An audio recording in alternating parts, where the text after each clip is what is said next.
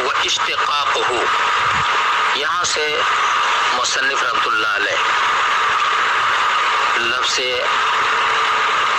الہ کا مشتق منہ بیان فرماتے ہیں لفظ اللہ کے کا مشتق من ہو، اس کے تعلق سے 7 اقوال ہیں۔ اول یہ کہ یہ ماخوذ ہے الہ الہتن و الوہتن و الوہیتن سے، جو باب فتحہ یفتح سے آتا ہے، جس کے معنی ہے عبادت کرنا۔ تو اب الہ معنی میں معلوہن یعنی معبودن کے ہوگا، چونکہ اللہ تعالیٰ ساری مخلوق کا معبود ہے، اس وجہ سے اس کو اللہ کہتے ہیں۔ اور اسی الہ یا لہو یعنی باب فتح سے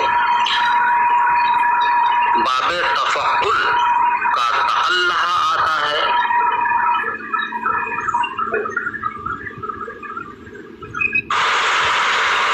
جس کے معنی ہیں سارا کل عبد یعنی غلام کے مانند ہو گیا، اور باب استفعال کا استعلاح بھی اسی سے ماخوذ ہے، جس کے معنی ہے سارا مشابہن للعبد یعنی عبد کے مشابہ ہو گیا۔ دوسرا قول یہ ہے کہ یہ ماخوذ ہے الہا باب سمع سے، جس کے معنی ہے متحیر ہونا۔ اب اللہ کے معنی ہوں گے معلوہن یعنی وہ ذات جس کے بارے میں سب متحیر ہیں، اور ظاہر ہے کہ اللہ کی ذات ایسی ہے جس کی معرفت میں تمام عقلیں متحیر ہو کر رہ جاتی ہیں، کیونکہ اگر اللہ کی معرفت حاصل ہو جاتی تو کوئی عقیدتاً گمراہی میں مبتلا نہ ہوتا اور نہ کوئی باطل مذہب سامنے آتا۔ تیسرا قول یہ ہے کہ یہ مشتق ہے الہتو الی فلان سے، جس کے معنی ہے کہ میں نے فلاں کے پاس جا کر سکون و اطمینان حاصل کیا۔ تو اب الہ کے معنی ہوں گے جس کے پاس سکون حاصل کیا جائے، اور اللہ کو اللہ اسی لیے کہتے ہیں کہ قلوب اللہ کا ذکر کر کے اطمینان حاصل کرتے ہیں، جیسا کہ اللہ تعالیٰ نے فرمایا الا بذکر اللہ تطمئن القلوب، اور جیسے کہ مولانا روم رحمۃ اللہ علیہ فرماتے ہیں اللہ اللہ اینچ شیر نست نام شیر و شکر می شود جانم تمام، اور روحیں مومنین کی اللہ کی معرفت حاصل کر کے سکون حاصل کرتی ہیں۔ چوتھا قول یہ ہے کہ یہ مشتق ہے اس الہ سے جس کے معنی ہے نازل شدہ مصیبت سے گھبرانا، اور پھر اس کے بعد لفظ آلہ استعمال ہوتا ہے، جس کے معنی آتے ہیں گھبرائے ہوئے شخص کی مصیبت کو دور کرنا، یعنی حمزہ برائے سلب، مصیبت دور کرنا اور پناہ دے دینا۔ اب الہ ملجا یعنی جائے پناہ کے معنی میں ہوا، اور معبود کو الہ اس لیے کہتے ہیں کہ گھبرایا ہوا شخص معبود کی پناہ میں آتا ہے اور معبود اس کو پناہ دیتا ہے، جو اس کی طرف پناہ لیتا ہے۔ پانچواں قول یہ ہے کہ یہ مشتق ہے الہ الفصیلوں سے، فصیل کہتے ہیں اونٹنی کے بچہ کو، یہ اس وقت بولا جاتا ہے جب اونٹنی کا بچہ اپنی ماں کا بہت زیادہ مشتاق ہوتا ہے اور اس سے جا کر چمٹ جاتا ہے۔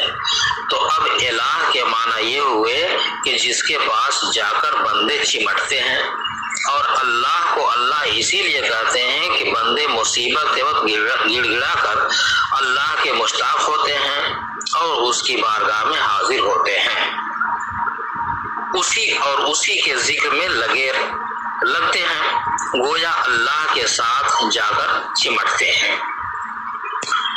چھٹا قول یہ ہے کہ یہ مشتق ہے والہا سے، نہیں بلکہ والہا سے، جس کے معنی متحیر ہونے کے اور مخبوط العقل ہونے کے ہیں، सूरत में वजह तस्मिया ये होगी कि जो अलहा बमाना तहय्यरा के तहत गुजर चुके, मगर इन दोनों में फर्क ये होगा कि इलाह की सूरत में हमज़े असली है और विलाह की सूरत में वाव से बदला हुआ है। इस छठे कौल के एतबार से इलाह की असल विलाह निकलेगी। वाव हरफे इल्लत ज़ईफ है और कसरा उस पर सकील, जिस तरह से कि वजूहन में वाव पर ज़म्मा सकील है, लिहाजा वाव को हमजा से बदल दिया गया और इलाह कहा जाने लगा, जैसे कि एआउन और एशाउन कि ये असल में वेआउन और वेशाउन थे। फिर बाकायदा साबिक वाव को हमजा से बदल दिया गया, लेकिन काजी साहब इस छठे कौल को रद्द कर रहे हैं। वजह तरदीद ये है कि इलाह की जमा तकसीर आलिहतुन आती है और अगर इसकी असल विलाह होती तो उसकी जमा तकसीर औलिहा आती, क्योंकि जमा तकसीर अस्मा को अपनी असलियत पर ले जाती है। तो इससे मालूम हुआ कि विलाह उसकी असल नहीं है। लेकिन बाज़ लोगों ने इसका जवाब दिया है कि इलाहतुन के वजन पर जमा सिर्फ इसलिए आती है कि लोगों ने हमजा को असली समझ लिया है, क्योंकि विलाह का इस्तेमाल बिल्कुल नहीं आता, लेकिन असल इसकी विलाह ही है। लोगों के ख्याल कर लेने की वजह से उसकी असल बातिल न होगी। सातवां और आखिरी कौल यह है कि यह मुश्तक है लाहा यलीहो लहन व लाहन से। इसके दो माना आते हैं, एक पोशीदा होना, दूसरे बुलंद होना। अब इलाह की असल लाहुन होगी, अलिफ लाम दाखिल करके अल्लाह बना लिया गया। अब लाहुन के माना होंगे मुहतजिब और मुर्तफिक, और अल्लाह को अल्लाह इसीलिए कहते हैं कि अल्लाह के अंदर ये दोनों माना पाए जाते हैं। इह्तिजाब के माना तो इसलिए कि अल्लाह तबारक व तआला लोगों की निगाहों से पोशीदा है, और इर्तिफा के माना इसलिए कि अल्लाह ताला हर चीज से बालातर है और तमाम उन नकाई से जो अल्लाह की शाया निशान नहीं है पाक है।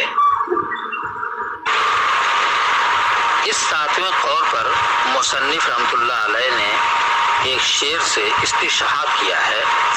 वो शेर है कहिलफतिन मिन अबी रबाहिन यस्मउहा लाहुल कुबारू। हिल्फा के अंदर ताए मर्रत की है और हलफ माना में कसम के है, और अबू रबाह रा के फतहे के साथ एक शख्स का नाम है, और कुबार काफ के जम्मा के साथ मुबालगा का सेगा है, जिसके माना है बहुत बड़ा। शेर का तर्जमा यह है कि मानिंद अबू रबाह की उस एक मर्तबा की कसम के जिस कसम को सुन रहा है उसका बहुत बड़ा माबूद। इस शेर के अंदर इस्तिशहाद इस तौर पर है कि इस शेर में लफ्ज़ लाह इस्तेमाल हुआ है, जिससे इलाह का अजवफ होना साबित होता है। बाज़ लोगों ने इस सातवें कौल को इस शेर में भी बयान किया है, लाहा रब्बी अनिन नास तुर्रन फहुवल्लाहु ला युरा व यराहु। इसका तर्जुमा ये कि मेरा रब सारी मखलूक की नजरों से पोशीदा है, तो देखो यही अल्लाह है कि दिखाई तो दे थे जो बितफसील आपके सामने आ गए।